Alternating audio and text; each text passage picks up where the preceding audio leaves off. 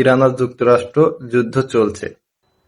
তো সেই যুদ্ধকে কেন্দ্র করে ইরান কিন্তু তাদের নদীর যে পথটা হরমুজ প্রণালী, সেটি যেই পথ দিয়ে তেল আসতো জাহাজে করে, সেই পথটা কিন্তু তারা বন্ধ করে দিয়েছে। ওই জায়গায় জাহাজ ঢুকলে পারে, ওই বাড়িতে আসলে পারে, ইরান কিন্তু সেখানে বোম মেরে জাহাজটি নষ্ট করে দিচ্ছে।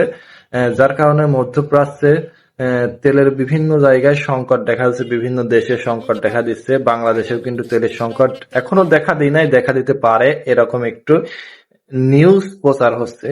সেই কারণে কিন্তু মানুষজন, সাধারণ পাবলিক এই কারণে যার যা আছে, মোটরসাইকেল বলেন, তারপরে হচ্ছে কোনো পাত্রে বা কোনো ট্রামে তারা তেল সংরক্ষণ করে রাখছেন। আর যেহেতু সামনে ঈদে তো সবাই বাড়িতে গিয়ে বাইকে ঘোরাঘুরি করবে, বা তার কারণে হচ্ছে যে তারা যে যেখানে পারে যেভাবে পারে তেল সংরক্ষণ করে রাখছে।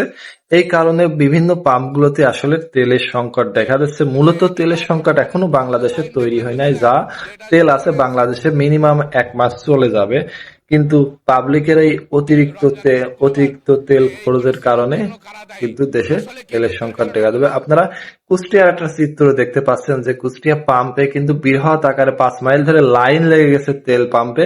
তো এটার আসলে কোনো যুক্তি আসে না। এই অতিরিক্ত যার দরকার 10 লিটার সে নিচ্ছে 20 লিটার, ভাই, যার কারণে পাম্পে তেলের সংকট দেখা দেবে, এবং যদি সংকট নাও পারে বাঙালি তেলের সংকট তৈরি করে ফেলবে। তো ধন্যবাদ সবাইকে। ভিডিওটা কেমন লাগলো অবশ্যই কমেন্ট করে জানাবেন, এবং ভালো লাগলে চ্যানেলটা সাবস্ক্রাইব করে দিবেন।